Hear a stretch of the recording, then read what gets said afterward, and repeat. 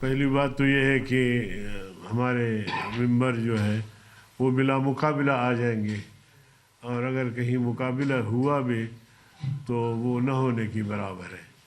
تو یہ ایک سیاسی ماحول میں ایک اچھی پیش رفت ہے. اور اسی طرح ہم چاہیں گے کہ جب ہمارے گیلانی صاحب الیکشن لڑیں گے تو اس میں بھی ہماری کوشش ہوگی کہ ہم ان کا ساتھ دیں، تاکہ ایک پارلیمنٹ میں ایک اچھا سا ماحول بنے. تو یہی چند گزارشات تھی جو آپ حضرات کے سامنے رکھی. باقی معاملات پھر بعد میں انشاءاللہ دیکھیں. جی درخواست کروں گا جناب یوسف گیلانی صاحب سے جو آپ سے مخاطب ہو جائے. بسم اللہ الرحمن الرحیم.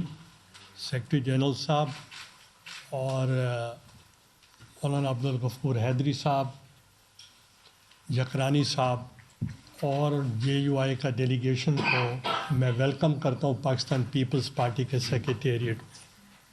مجھے خوشی ہوئی کہ ہماری ایک مذاکراتی ٹیم تھی متحدہ ایک گورنمنٹ کی طرف سے، جس میں ڈار صاحب بھی تھے، میں بھی تھا، خورشید شاہ صاحب بھی تھے، نوید قمر صاحب بھی تھے اور راجہ پرویز اشرف صاحب بھی تھے. ہم 2-3 مرتبہ مولانا صاحب سے ہم نے بات کی تو وہ ہم نے ایک سلسلہ جاری رکھا. اور پھر اس کے لیے جو فائنل چیف منسٹر صاحب نے، جکرانی صاحب نے اور صدر صاحب نے خود ان سے بات کی. تو آج جو ڈیلیگیشن یہاں آیا ہم ان کو ویلکم کرتے ہیں. مولانا صاحب نے عمرے پہ جا رہے ہیں، میں ان کو بھی مبارکباد پیش کرتا ہوں. تو جو یہ انڈرسٹینڈنگ ہوئی ہے ود ان دا پارلیمنٹ، ایک بہت اچھی موو ہے کہ ہم پارلیمنٹ کے ہی چاہتے ہیں کہ پارلیمنٹ میں اچھی ورکنگ ریلیشن شپ ہو، اور اس کے لیے ہم دونوں ایک دوسرے کے ساتھ کوآپریٹ کر رہے ہیں اور انشاءاللہ ایک دوسرے کو ووٹ کریں گے. دیکھیں الیاس خان، بنیادی بات ہے یہ الیکشن جو 14 تاریخ کو سینٹ کا ہو رہا ہے، یہ گفت و شنید اس پہ ہوئی تھی. سیاست میں گفت و شنید ڈائلاگ ہمیشہ رہتا ہے، اور آپ سمجھتے ہیں کہ ہمارے پریزیڈنٹ صاحب نے ہمیشہ مفاہمت کی پالیٹکس کی ہے، جناب آصف علی زرداری صاحب نے. اور آج کا بھی یہ جو مل بیٹھنا ہے، یہ ان سے جو رجوع کیا گیا کہ یہ ان کی ہی ہدایت پہ پاکستان پیپلز پارٹی نے یہ فیصلہ کیا، چیئرمین بلاول صاحب کی مشاورت شامل ہے. تو سیاست میں گفت و شنید رہتی ہے. پہلے یہ 14 تاریخ والے انتخابات سے ہم فارغ ہو جائیں تو مزید پیش رفت ہونی ہوئی تو ہو جائے گی. غفور حیدری صاحب، آپ سے سوال کرنا ہے. ایک جانب تو آپ لوگ اس پروسیس کا حصہ بننے کے لیے تیار ہی نہیں تھے.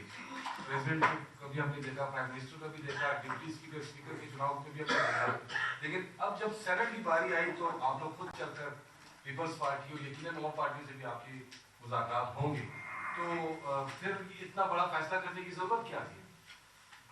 دیکھیے، ہم نے